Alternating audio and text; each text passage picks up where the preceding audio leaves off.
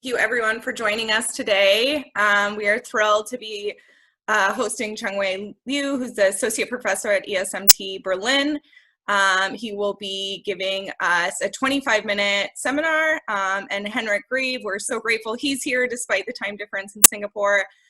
Professor at INSEAD will be providing comments. Co-hosting today with me is Kira Spina, who's actually also joining INSEAD. I may have to step out, and so Kira is going to help out. So just to give you an overview of how this works, Chengwei will have 25 minutes. During that period, if you have any clarification questions, please post in the Q&A and indicate that it's a clarification question, and he will address those questions. Otherwise, we will have Chengwei go uninterrupted, followed by Henrich's 10-minute discussion.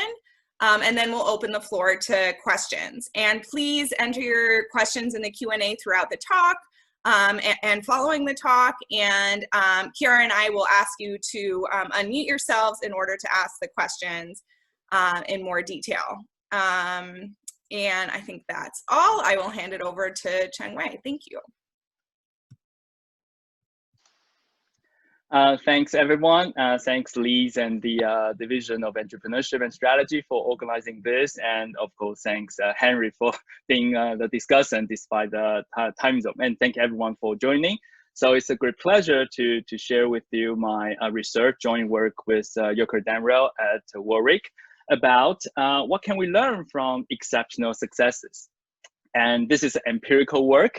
And we also will have a lot of data analysis to show you when should we attribute exceptional successes to luck versus skill. Right, to start the discussion, so let's consider these two examples. So on the left-hand side, we have New England Patriots. What they did in season 2007 was they won 100% of the game in that season. On the right-hand side, we have Chicago Bulls. What they did in 95-96, this one season, they won 88% of the game in that season. So if I ask you which performance is more impressive, so may I just launch a poll so we can discuss this. So let me do this now. So you should be able to see a poll just launch on your screen. So you have two options only. On one hand, New England Patriots, the other hand is Chicago Bulls. So we have almost 50% of you already answered. So let's give you 10 more seconds for this. Yes, very good. So we almost have everyone, 90%. That's good. So let's end around here. Great. And let me share the result with you. So very interesting. It's almost like a draw. So a very minor majority of you pick the perfect performance of New England Patriots, right? And 48% of you pick Chicago Bulls. And of course, so we can discuss, if this is a real seminar, of course, we can discuss face-to-face about your reasoning and of course, your knowledge about sport, why one is more impressive than the other. But let me show you what my students think about this. So this result is based on about 25 different cohorts, the past MBA student I taught at various places. So interestingly, a majority of them went for the perfect performance. So they think the New England Patriots are more impressive. Just one caveat, of course, when I launch this poll in those classes, usually they're less guarded. I did not mention luck at all as a prime. And so this is a strategy course and I asked them just out of blue. So many of them just said New England Patriots, and the minority went for Chicago Bulls. But there's always one or two students in each cohort raise their hand and challenge me. Why, professor, are you asking this misleading question? Why am I comparing apple with orange? This is a very fair comment, isn't it? Because New England Patriots is from NFL, National Football League, whereas Chicago Bulls is NBA. So while this response is really sensible, but my prior paper also with Jerker suggests if you had to pick one of the two to be the more impressive one, then there's a rationale support that you should choose the less than perfect performance, the less impressive or the lower performance to be the more impressive one. And the rationale here is actually pretty simple. Exceptional performances tend to occur in exceptional circumstances. And this example, although it is anecdotal, but it's actually pretty interesting because it's a very straightforward circumstances that enable one of them to be less reliable, and we should learn less from that, which is the sample size. So in NFL, there's only 16 games to play in one season, and mathematics will suggest extreme values are much more likely to be observed when you have a smaller sample size, when computing averages, right? Compared to 82 games in NBA per season. So any performances realized in NBA on average will be more reliable and informative about the team quality. And this rationale is actually pretty useful when we think about what can we learn from performance differences and also implication for prediction. So think about it. If we're learning from a performance indicator and the performance indicator is perfectly reliable, then the association between current performance, say period T, and the future performance, say T plus 1, should probably follow this association pattern, which is a 45-degree line, isn't it? Perfect performance should be followed by also perfect performance, like 100% winning rate, because performance is a perfect indicator of the underlying skill, quality, and merit, isn't it? And of course, a very low performance will be followed by very low performance as well. So using a different terminology, this basically suggests no regression to the mean. Performance is a perfect indicator for prediction and also for learning. But of course, in most situations in the real world, this is too extreme. So we probably will observe a situation or the performance pattern like the other two. So on one hand is the other extreme, right? So what if you're operating in a context where performance is entirely determined by randomness and luck? It probably means that no matter what you observe in the past, it doesn't tell you anything about the future. The best guess you can have is, well, regression to the mean. This may be the mean value. So one example, classic, when we talk about randomness, is probably rolling a die, isn't it? So no matter what you get in the current row, then it doesn't tell you about the future. And if you want to predict, then the best guess is the average of all possible outcomes. In this case is 1 to 6. So this flat line basically is referring to 3.5 in this particular case. But of course, in business world, for example, probably what we expect will be the line in between the 45-degree line and also between this, and on the other hand, this flat line, right? So very high performance is likely to be followed by less extreme performance, regress downward to the mean. Also, very low performance going to follow by less extreme performance, in this case, regressing upward to the mean. And the concept behind this is really performance is a combination of very broadly defined, the quality, the stable factor, and also the variable factor. So very high performance are likely to indicate a strong component of this quality, but also a strong component of this luck or variable factor. So the future performance, they're going to regress downward from very high performance because by definition, this variable component is now going to be persistent, isn't it? So that's the idea about regression to the mean.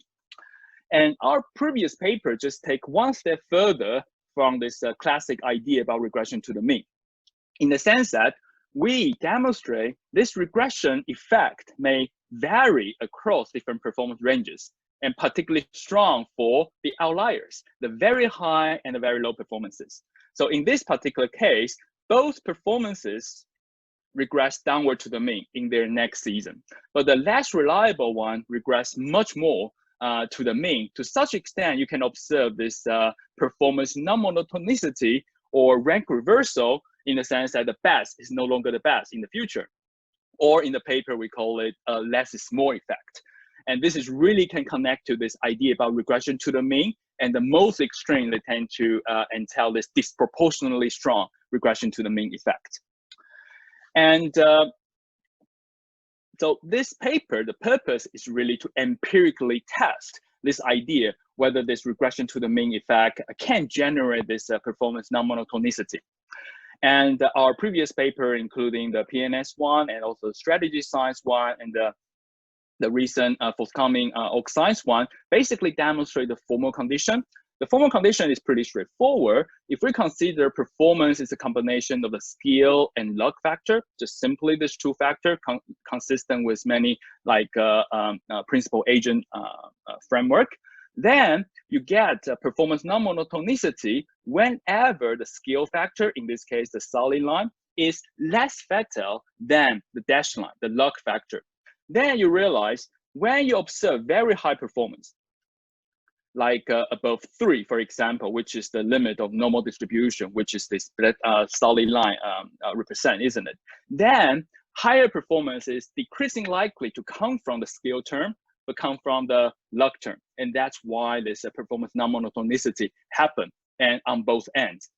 And then this luck factor, the fatal luck factor, actually can be broadly defined. It can be the consequence of reinforcing processes like the rich get richer dynamics or the runaway process sociology talk about or Matthew effect. So it can be broadly defined. So whenever the consequence generated from this random processes combined with reinforcement generate this fatal distribution, then our theoretical prediction is, well, you should expect this non-monotonicity. And like I said, this paper is trying to empirically test whether non-monotonicity is present in empirical data. So going beyond this anecdotal example we show in the beginning from NFL versus NBA. So this paper actually talk about data from Billboard, the movie, journal citation, patent, Formula One, NASCAR, and the firm growth and the profitability. And due to time constraint, of course, we're not going to cover all this data. Instead, we're going to cover just one result from the Billboard. And then, of course, if you're interested, feel free to send me an email and I can share you with my the latest version of this paper. Right, let's start from this the Billboard data. The Billboard Hot 100, the most popular or the best-selling singles in the North American music market. So the data, 1980 to 2008, and there's almost 5,000 of different musicians and singles combined observations. And then the way we analyze the data is identical to the graph I show you. That is the conceptual framework we had actually for this analysis as well, in the sense that the x-axis is the current performance, and the y-axis is the average future performance or the expected future performance. So what can we learn from the current performance? In this case, is the musician, the highest rank of their current single. And then the future performance is what is their next single's performance on average across different musicians, of course. So, and at this time, this moment probably is good to have another poll. And the question I'm going to ask you is, again, very similar to the graph I show you. Two possibility. If you believe Billboard 100 is the context, or music industry is the context where luck plays a very important role, then you probably should expect a very flat line, isn't it? But if you believe that talent and quality of the single is really important, then you probably will predict a 45-degree line. So I already launched the poll, so you can give your view on this by answering this poll. And of course, there's a lot of nuance in this, right? I force you to answer one of them. And of course, we can discuss in the Q&A session about the nuance about this inference. Great, so I think we have almost 70% of you responded. That's great. Okay, so it's kind of stopped. So let me end the poll here and share with you the result. Again, pretty interesting. I think it's a very close call. And again, a slight majority of you, 55% of you said it's a flat line, assuming that you believe being at the right place at the right time is really important in this industry. Whereas, well, 45% of you, pretty high actually, for those who answer, of course, believe talent really matters. Great, now let's take a look at the result. Here we go. Is that surprising? Did that surprise you? So I think, well, the slight majority of you who answer this flat line, I think is closer to what we observe here, right? The association between musician, their current single, highest rank, and their the next single highest rank is pretty flat. So this represents very strong regression to the mean, isn't it? So no matter what you perform in the past, overall, you're very close to, well, the theoretical mean here is around 50. Well, leaving selection bias aside, right? Not everyone who score Billboard 100 can score again. But overall, for those who have multiple Billboard 100 singles, overall, the association is still pretty flat. But the other question is, what we care about a lot is whether there's a performance non-monotonicity. So here it seems to have a flattening out pattern, but does that suggest a negative association? That is qualitatively different, isn't it? And of course, this is also interesting. The top performance is followed by, well, almost mediocre performance, regress downward to mean dramatically. So to examine this question, we actually use a very interesting new method introduced by Yuri Simonson. Now he's at Barcelona. And so this is the two-line test. So basically try to examine whether the regression slope change before and after this cutoff. So this is really a version of the regression discontinuity design, but the contribution of its method is really try to find a way to decide which cutoff make more statistical sense. So here, the Robin Hood cutoff, the name kind of captured the idea to maximize the statistical power of the test for both lines. So reinforce the weaker line by allocating more observation to the weaker side. And so we'll go to the technical detail later, but in this case, the Robin Hood cutoff suggests 22. So it means that, well, for the top 22 performance or top 22 singles, the association between current performance and future performance is no longer positive, it's negative. The higher performance you obtain currently, the prediction is that the lower future performance you will have. Isn't that strange? How could this be happening? And let me give you a hint. Anyone recall this guy?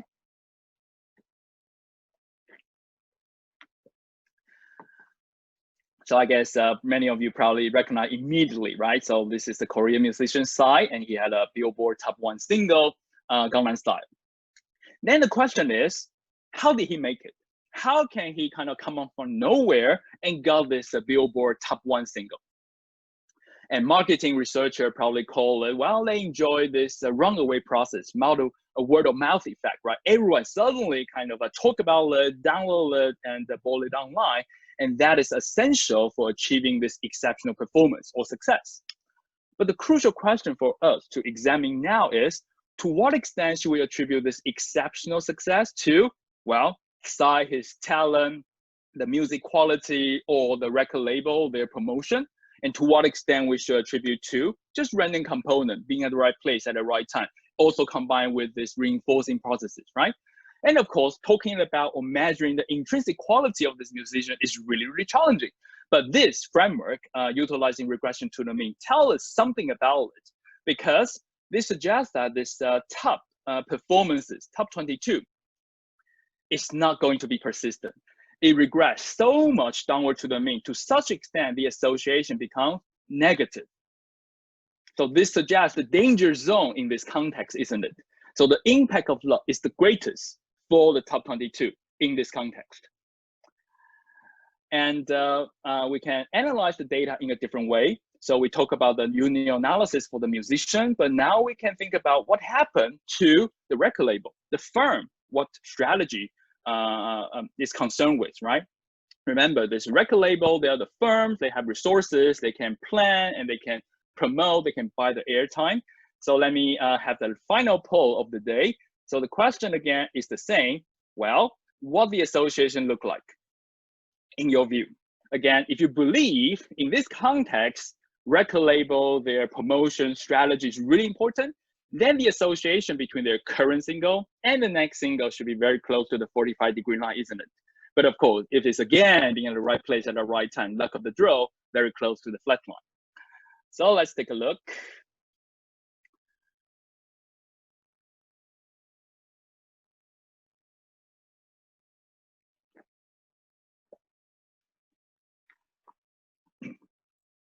Wow. So we got only 60% of you roughly answer this. So yeah, so there's a lot of things to think about, right? Now you got the idea, but still it's not non-trivial to have an answer, particularly I force you to give one. So let's probably stop here and we can of course discuss this later in the Q&A. So let me share you the result.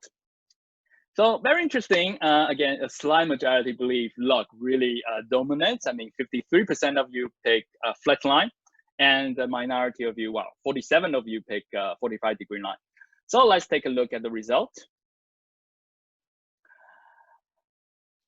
I think in this case, the minority probably won, in the sense that, well, the result here suggests that higher current performance is really strongly associated with future performance, but up to a certain point. So in this normal performance region, higher performance indicate higher future performances, and as you can see, it's really close to 45-degree line.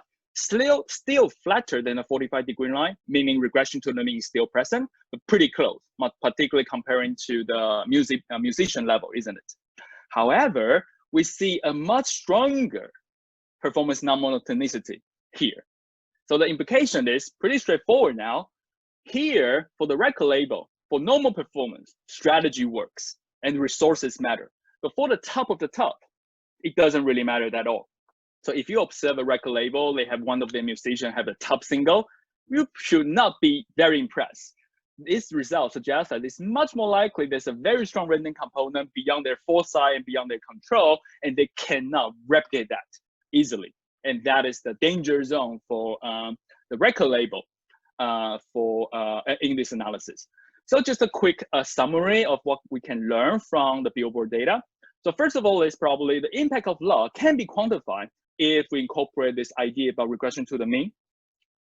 And then the impact of luck can also vary, though this is the difference compared to the classic understanding of regression to the mean. Here we can actually measure how this regression to the mean vary across different performance ranges. And as we've shown, that it also differ by the union analysis, right?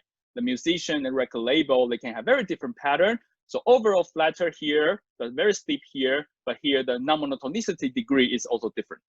And finally, in this context in particular, exceptional successes may not be very impressive, isn't it? As we show, it may not indicate talent or merit, but initial fortune augmented by this strong reinforcing mechanism. In this context, we can talk about the word of mouth.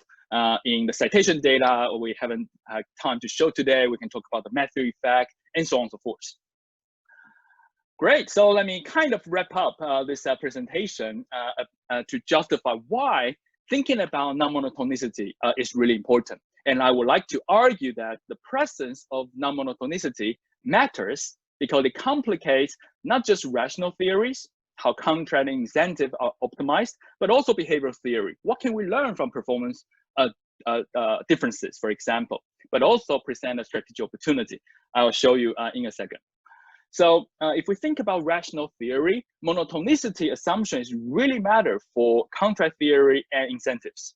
So of course, Oliver Hart and Ben Holstrom, they're the Nobel Prize laureate in economics back in 2016. And in their theory, non-monotonicity is excluded basically. Monotonicity, higher kind of output or performance indicate greater effort. It's almost like the foundation of their theory. It is violated. Many of their theory are invalid, basically. So, sorry.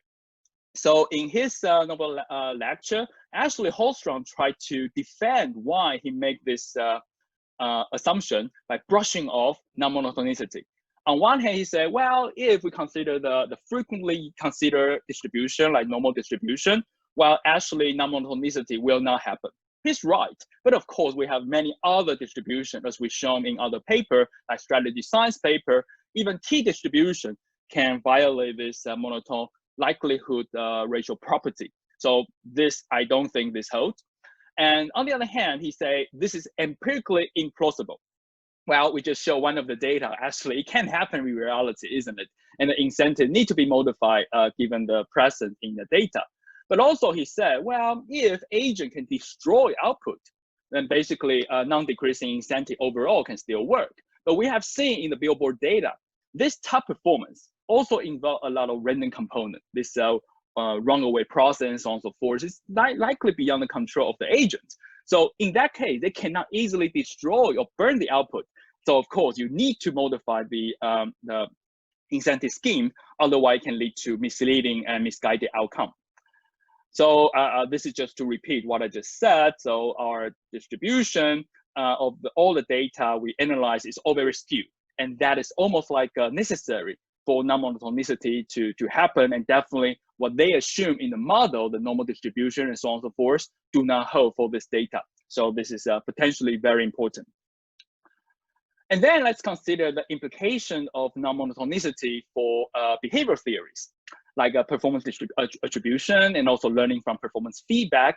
So these are three classic studies. I mean, this crowd, know very well, isn't it? The romance of leadership that people tend to attribute, well, exceptional successes and exceptional failure more to the leaders involved. And of course, like we just saw, in some data at least, those extreme performances, you should attribute more to the situation rather than to the person. So this suggests a suboptimal attribution pattern or attribution bias to be at least. On the other hand, the risk-taking literature and also organization change literature also kind of see performance deviation is really important. But in our argument that performance non-monotonicity was not considered explicitly, and if it's present in the data or in that context, then of course this monotonic reaction and the risk-taking and the organization changes induced can be problematic. So the bottom line is that in this case, when non-monotonicity exists, greatest deviation from goals or aspirations should entail lesser degree of learning, risk-taking, and organizational changes. And finally, the opportunity, the non-monotonicity also matters for strategic opportunity. So this is related to our recent AMR paper, because if you think about it, non-monotonicity is really strange. Even Nobel Prize laureate may not kind of acknowledge that openly. So this suggests that when it is present, it's very likely to be unexpected. But then it also suggests that it can lead to false exploitation or mispricing of certain resources, like well, exceptional performers. They're just very lucky, but then we reward for their luck if we believe performance is monotonic. But this then suggests arbitrage opportunities. So this is from behavioral finance, right? Whenever this biases, it implies mispriced resources and then potential opportunity. It's going to be very difficult to obtain or exploit this opportunity. Think about, can you really ignore the top performer? Even you privately know they're just lucky and reward the second best. In many organizations, you may not be able to do that due to fairness consideration or gaming of the system for some of the agent, isn't it? But then in the paper, we say, well, probably it's easier to exploit this mispricing on the factor market, particularly taking advantage of your rivals. So let me just use this example, the revisiting the opening example as a proof of concept. So here we collected data from the NFL and NBA, and not surprisingly, we only see performance non-monotonicity in the less reliable context, which is NFL instead of the NBA. Now, given this pattern, how can you translate this non-monotonicity into profit? Hint, sport betting. So here, I collected the data in the past almost 70 years of the top performers in NFL, which the previous graph already showed they are in this danger zone, isn't it? So they are the team that won at least 15 games out of 16 in that season. Now, I simulated many investment portfolio, and here is one of them that works. Bet on this salient winners, their first game in the next season to lose. 73% basically suggests that if you invest $1, you get 1.73 back. Not too bad, isn't it? And I tried many different portfolio, and this is the only one work. In hindsight, it's not too surprising because from the second game, third game onwards, this mispricing or biases may be gone, right? So this gambler, they learn the composition of the team, so they have a better estimate of the team quality. So it's no opportunity, no opportunity anymore. But the first game, when they have unreliability or uncertainty, they may anchor on their salient successes in the past season even more. But here is something even greater, even better. Bet on the salient losers. Those NFL teams, they won no more than six games in one season. Bet their first game in the next season to win, and the return is even higher. So I think it's very important to highlight, this is not suggesting that this underdog are more likely to win. The difference between these two really suggests a behavioral symmetry. The way we underestimate the underdog is greater than the way we overestimate the winners. Great, and on that, I conclude my talk and really thank you and look forward to the feedback from Henrich and you guys. And if you want to learn more about this research, feel free to send me an email. I can share with you of my paper. And of course, a lot of argument has been summarized in my book already published by Routledge. Thank you very much. Thank you so much, Chengwei. And now we'll have Henrich share his screen.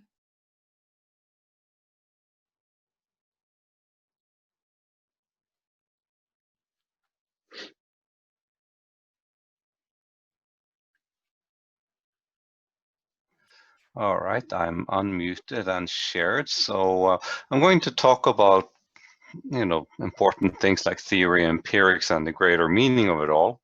I'm going to start with statistics and then slowly see if I can work my way to substance. This actually requires a little bit of a dip into some of the math of the paper, which we didn't see in the presentation, but it's easy enough, so let's not worry about it. So where do these effects come from? They're actually pretty easy to understand. We're talking about distributions. They have either the error term for the observation is heavy, which wouldn't be the case in this paper, or the distribution of actor standard deviation has a heavy tail, which is the case in this paper. Either way, you can get these types of effects where it is kind of a regression to the mean, but there is an over-regression to the mean because of the shape of the distribution. Conceptually, this is quite interesting. Mathematically, it's quite easy. All right, and straightforward. Now, the key point here really is how surprising is this? Who should be surprised by a less is more effect, and who shouldn't be surprised by it? Now, let's try to be Bayesian statistician for a moment. A Bayesian statistician would not be surprised by less is more at all. Why is this? Well, the premise of the entire modeling in the paper is that you have a performance that you're using to estimate the quality term. But you're using last year's or last period's performance only. Bayesians never do that. Bayesian statistics require that you have a prior, which you regularly update whenever you get more information. And it uses the entire string of information you have about an actor. Of course, there are various ways of doing this. You will typically do it optimally in some way. You train the data and the algorithm for it.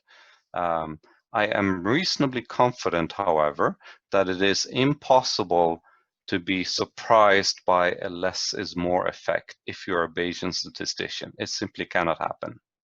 You can have less is more, but you cannot be surprised by it because that's not how you think. Okay.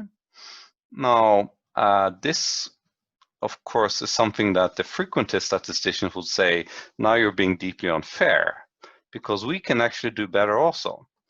A key frequentist statistician is what all statisticians are, unless they know that they're Bayesians. Okay, so that would be most of us.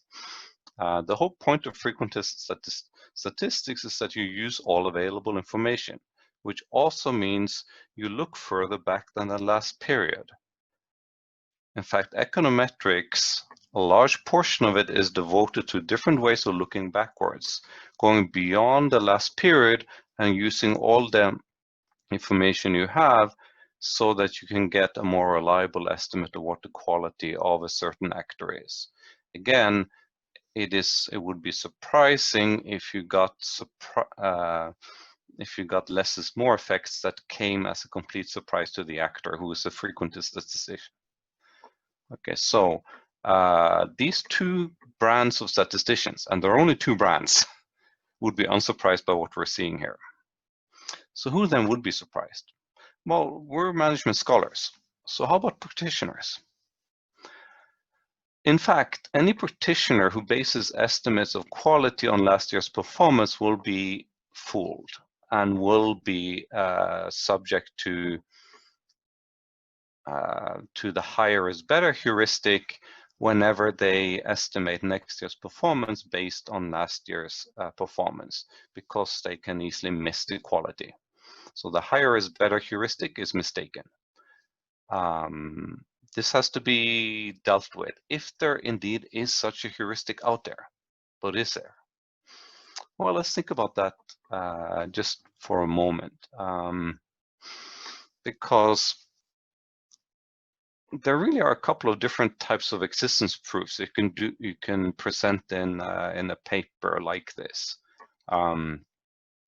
One existence proof is there exist data generating processes that can give less is more effects.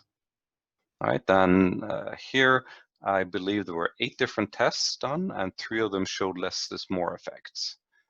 Actually, given my knowledge of statistics, of the process that can generate data, I didn't need that. Surely there are such processes. So this, it's actually neat to see such findings. They don't surprise me at all. There is another existence proof, which is actually more important.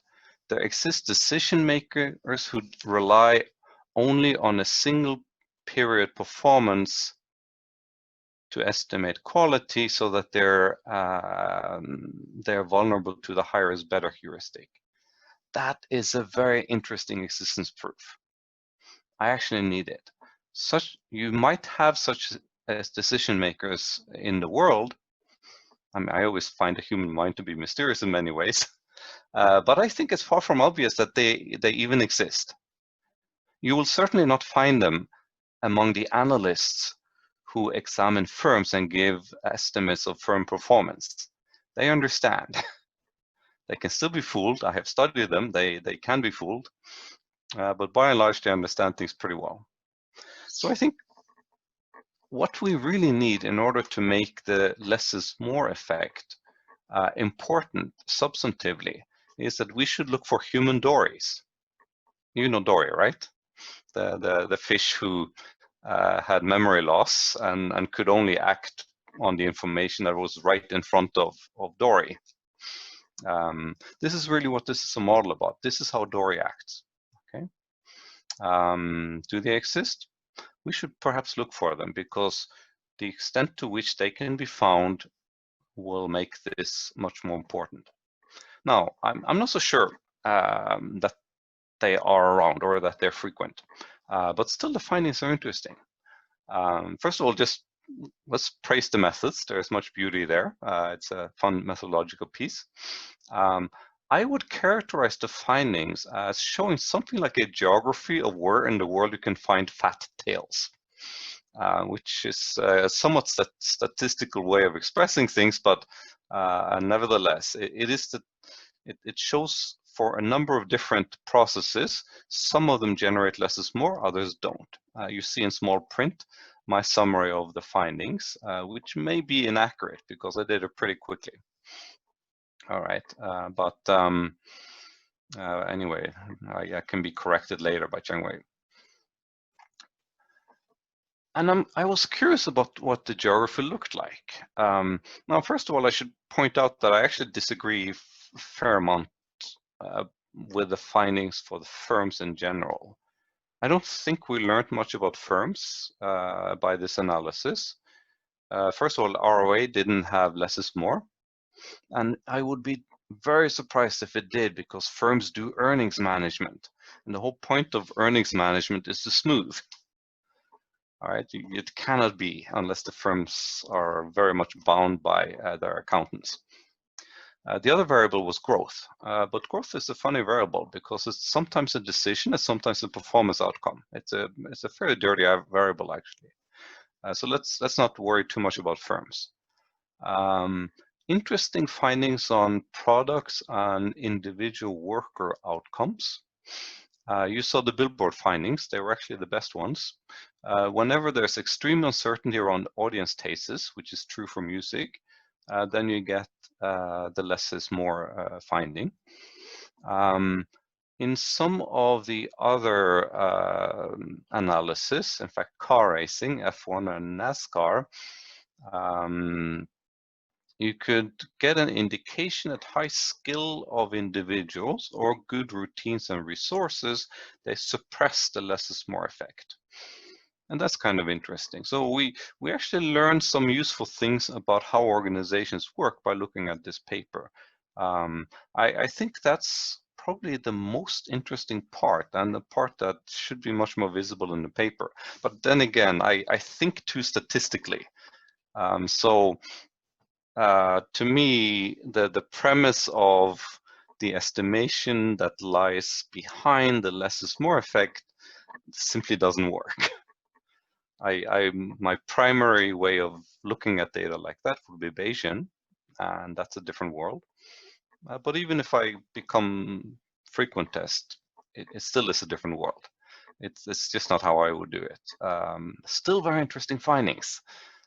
They just look a little different through my lens. All right, thanks, and over to the crowd. Awesome, thank you so much, Henrich. I wondered, Chengwei, if you want to respond at all to anything Henrich said before we open it up. Yeah. I think just a quick one.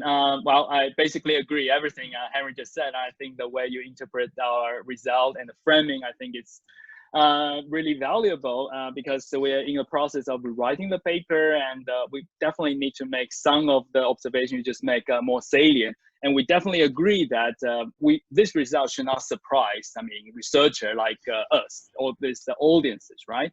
Because we should be cautious. We not just use single performance to infer anything. And the paper, we try to say this is really for naive observers, or someone is constrained by learning or social dynamics, so they have to react to this single performance. And also, I think the tail phenomenon make it a little bit interesting in the sense that we are talking about outliers, right? So if we link to psychological finding about halo effect or Kahneman's research on ignoring regression to the mean regarding these outliers, or tell-up research about 4-by randomness, and then reacting to this outlier probably is very strong and making people to behave in a naive way. So probably that would be something or sophisticated method may not help. But we definitely agree what you said, and we should take it on board when revising the paper. Thanks. Awesome. Okay, we don't have any questions in the Q&A yet, so please type away if you have any. I will ask probably a very naive question. I'm not that familiar with literature on luck, and I think I've kind of hooked into the billboard result. How do we distinguish luck from success having some sort of detrimental impact on the, like, I'm number one, I get a ton of money, I, don't care about work anymore or something. How is that different than luck, or how do we distinguish that from luck? Yeah, definitely. I think that was the major empirical hurdle, because we have this research program almost for 10 years, and moving from modeling to empiric is always a challenge. In the model, it's really simple. Luck is simply the systematic variance. It's pretty straightforward to model this non-monotonicity. But when we talk about empirical data, of course, they can be self-fulfilling processes, right? Or like the process you talk about. So like if you're got the billboard #1, so you can have more resources from the record label for your next single, right? Presumably pushing your next single to better performance, right? But we also look at all the literature, they talk about complacency, or they may change the genre because they're overconfident. So I think the analysis we did using this idea about regression to the mean and pulling all this performance together may justify that these processes or this effect may cancel each other out. It's not in a perfect way, but the observation or the averages we show in the slide actually represent all of them who obtain like top one single in the past performance. And we want to use that to predict what they obtain in their next single. Some of them may be getting more resources, and some of them actually may become complacent, but this process is hopefully they cancel each other out, and we have the net effect. And that is what we try to link the conceptual models and the empirical data. There's a lot of room for improvement, but I hope that address your question to some extent. Yes, yeah, it definitely does. That's helpful and definitely like interesting for, you know, hopefully future research as well. Asim has a question, so I'm going to invite him to unmute himself. Hey, can you hear me? Yes. Chengwei, you know, a great, very interesting presentation, and I think half the things I was going to ask you, Henrich already covered. So I'm kind of, but the one other thing I was thinking about was really what's the role. I mean, there's a sense in which you are thinking about this as a static target that you're trying to hit, right, with the kind of outcomes and performance. But in many of these settings, obviously it's a moving target, right? So in many of the competitive settings that you're thinking about, the people who get the most attention also get the most rivals gunning for them, right? So you could imagine part of the less is more being, you know, if I'm not the, if in 20, I mean, I don't know anything about NFL, but in 2018, I'm guessing every NFL team was thinking about how to defeat the Patriots, right? Much more than they were worrying about all the people who were at the bottom. And right, so you know, and even in the music industry where it's not quite so much competition, you know, there is, I mean, I agree with Henrich about the uncertainty sort of driving the fact tails, but I think it's also about the fact that we're looking for novelty. And so, you know, the very thing that made you successful last time may actually work against you the next time, right? So you know, I think there's other explanations of why we would get less is more than the explanations you're thinking about. And I think you may want to think about how does that factor into, so I mean, I think one direction to go here is to think about in the settings where you are seeing less is more, can you actually tease apart some of the competitive effects or the changing benchmark effects from the processes that you have in mind from your theory? So that's just a suggestion almost. Yeah. Thank you so much for this comment. Definitely, that's a very important one.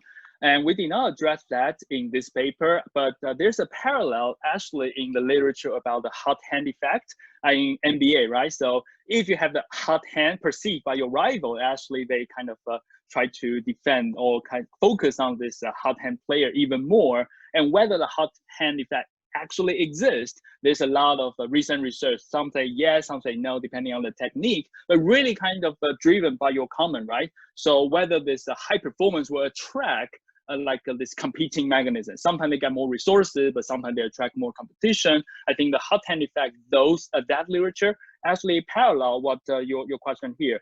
But the actually interesting thing is that we draw the competition dynamic in a different way. And to some extent, it actually justify why less is more effect is really likely to occur in several data we collected. So this is related to this Jim March, his 1977 paper on almost random career. When he talked about this competitive selection, the side effect of competition is that we reduce diversity. So those survivors in the selection or competitive selection, they are better, but also they become more similar to each other, or the variances among them in their skill, quality, or whatever is reduced. And then the data we're talking about here, they're all elites, right? So it's not everyone can just like have a label being considered by Billboard. And Mercedes in the racing data, like Formula One driver, they're all elite.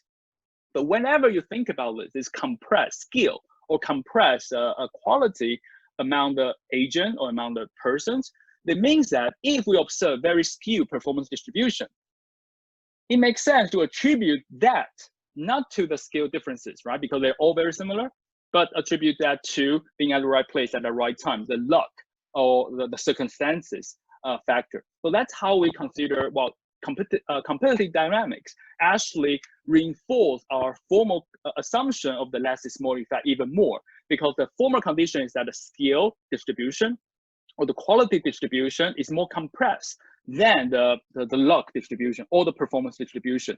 And due to all this selection and promotion processes among the agent competition, probably that will be reinforcing that less is more effect should be more prevalent than we assume. So these are two different formulations of competition. I think your question is still definitely very relevant and valid.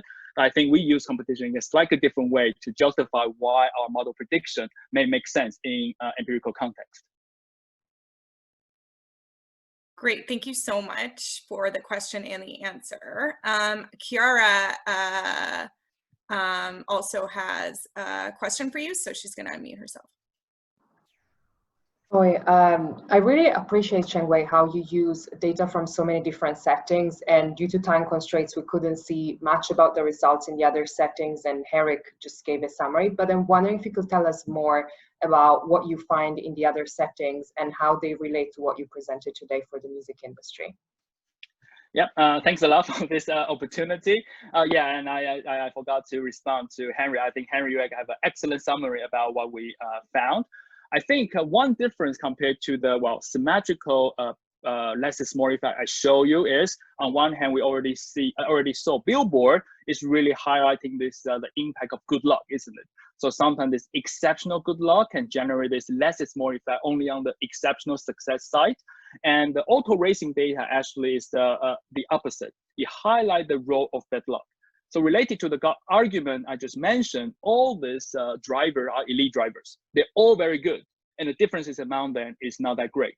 But then if you observe extreme failures, like a retire from the race, for example, should we attribute that to, well, the drivers or to being in the wrong place at the wrong time? And the results suggest, the result basically is the mirror image of the Billboard data. It's a Nike shape pattern, if you can imagine, in the sense that the worst performing driver in the current race, their next race performance is going to regress upward to the mean dramatically and generate this less is more effect or more is less effect in the Formula One racing result, and really indicate this bad luck, the role of bad luck in that particular context. And then the way we generalize this is really linked to like a complex system, right? Like Charles Parra, his finding on the normal accident. So when we talk about complex system, when extreme failure are generated from the system, is usually indicate, again, tightly coupled system, small error being cascaded. But what we observe in reality is that many of these operators are fired. The Formula One data really show that without the selection bias, without replacing the worst performing driver, for example, you should see this regression upward to the mean effect. However, the way we respond to failure suggests that we are not going to learn that. We're not going to observe that. So that will be the source for superstitious learning, right? You believe replacing the operator and then everything is fine again. But Charles Parra's argument exactly this. That is a suboptimal learning that will enable the normal accident, the accident waiting to happen because the system is still fragile. So I think these two results in particular, the Billboard and the Formula One, I think in our view is actually the most informative one. Two, among the 8 data set really highlight the role of good luck and the role of bad luck. And like Henry said, the firm performance data, of course, we want to incorporate that because we're in business school, right? But yes, there's a lot of alternative mechanism or processes. The result, even we found less is more in the growth data, but it's not entirely clear what the caused that compared to Billboard and the Formula One. Wonderful, thanks a lot. Thanks. Okay, great. I think that's if you want a little bit one more story related to the F1, it was actually in the news very recently. That's in motorcycle racing, where in the most recent race, the 3rd and 4th place motorcycles collided, which is something that can happen. And one of the bikes raced actually upright without its rider, which means that it will speed up because the rider is about 1/3 the weight of the bike. And so it cut right between the number 1 and 2 bikes currently in the race and didn't hit any of them, which is a little bit of a miracle. Quite spectacular footage. None of the crashed riders were seriously hurt. So this sounds a lot like bad luck, right? And of course it is. But at the same time, the number 4 bike was a Yamaha, number 3 was a Ducati, and number 1 and 2 were Yamaha. So yeah, the riders were having different levels of luck, but look at the bikes they were riding. There's something systematic about this here, isn't there? So we see a little bit of both of those, depending on how we look at the data. Yeah, definitely. I think this is another excellent example. There will be a lot of confounding factor, right? So whether this kind of similarly unlucky event, to what extent we should attribute to, well, pure bad luck, or to what extent the car, the strategy behind unobservable. I think the heuristic we try to really push for here, again, is the healthy skepticism, right? The more extreme or more exceptional performance is, we should probably hold back or resist our temptation to over-attribute that to the person, but say, well, whether there's some situational factor, random component play, so that that may attenuate the suboptimal learning or rewarding someone for their good or bad luck. Awesome. Thank you. It was a great discussion. I learned a lot, and I expect that our audience did as well. So thank you, Chengwei, for taking time. Thank you, Henrich. You must be so tired. I'm super grateful. Thank you, Kira, for co-hosting, and Robin, as always, for making sure this happens, and all our participants.